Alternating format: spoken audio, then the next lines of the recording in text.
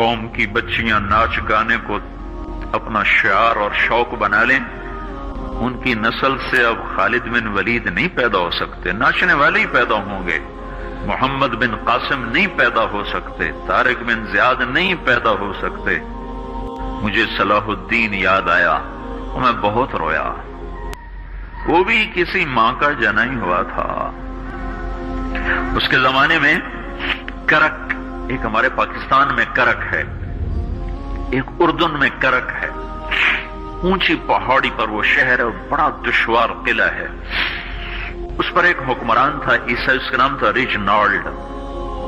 تو کرک کے قریب سے قافلے گزرتے تھے حج کے، تو اس نے ایک دفعہ حاجیوں کے قافلے پہ حملہ کیا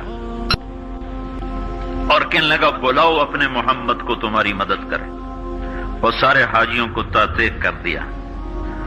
اور دوسری دفعہ اس نے بحری بیڑا تیار کی اور مدینے پر حملہ کرنے کے لیے وہ بندرگاہ تک پہنچا یمبو کی، لیکن موسمی حالات سازگار نہ تھے تو واپس ہو گیا۔ تو حطین کی لڑائی ہوئی ہے فلسطین میں، جس میں سارا یورپ اپنی طاقت کے ساتھ میدان میں اترا تھا، اور اذا تنہا صلاح الدین ایوبی رحمت اللہ علیہ اکیلا اس لشکر سے ٹکرایا تھا، اور انہیں اس میں ساری رومن امپائر کو شکست ہوئی تھی، تو بڑے بڑے بادشاہ اس میں گرفتار ہوئے، تو اس میں ریجنالڈ بھی گرفتار ہو کے آیا۔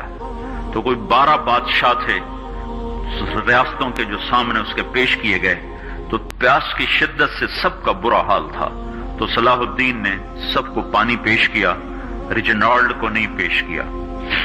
تو یروشلم کا جو بادشاہ تھا ہمفرے، اس نے اپنا پانی بچا کے اس کو دیا۔ تو صلاح الدین نے کہا یہ پانی تو دے رہا ہے، میں نہیں دے رہا ہوں۔ اسلام میں یہ ہے جب کسی کو پانی پلا دو تو اس پہ تم ہاتھ نہیں اٹھا سکتے، یہ امن کی نشانی ہے۔ تو صلاح الدین نے فوراً اسے کہا یہ پانی تو نے دیا، میں نے نہیں دیا۔ تو پھر انہوں نے ریجنالڈ کو اسلام کی دعوت دی کہ تو مسلمان ہو جا، میں تجھے دعوت دیتا ہوں۔ اس نے انکار کر دیا، کہا میں نہیں ہوتا۔ تو انہوں نے کہا میں نے تیرے قتل کی 2 دفعہ قسم کھائی تھی، ایک جب تو مدینے پہ حملہ آور ہوا تھا تو میں نے قسم کھائی تھی میں تجھے اپنے ہاتھوں سے قتل کروں گا، اور دوسری دفعہ جب تم نے حاجیوں پہ حملہ کر کے کہا تھا بلاؤ محمد کو، تو میں نے قسم کھائی تھی کہ مجھے اللہ نے موقع دیا تو میں اپنے ہاتھ سے تیری گردن اڑاؤں گا۔ آج محمد کا ادنا غلام تیری اس بات پر یہ فریضہ ادا کرنے کے لیے آ رہا ہے، اور اپنی تلوار سے اس کی گردن اڑائی، وہ پیچھے لٹک گئی، پوری نہیں اڑی، پیچھے لٹک گئی، خوفناک منظر بن گیا۔ تو سارے بادشاہوں پہ کب کبھی طاری ہو گئی۔ تو صلاح الدین فرمانے لگے ہمارے مذہب میں یہ نہیں ہے، بادشاہوں کے ساتھ ہم بادشاہوں جیسا ہی سلوک کرتے ہیں، پر یہ حدود سے آگے چلا گیا تھا۔ اب مجھے یہ قصہ بھولا ہوا تھا، مجھے انہی حادثوں میں، انہی ہنگاموں میں وہ یاد آیا، تو بعد تنہائیوں میں بیٹھ کے بے بسی کے آنسو بہہ جاتے ہیں، اور اس کے سوا کوئی چارہ نہیں ہے۔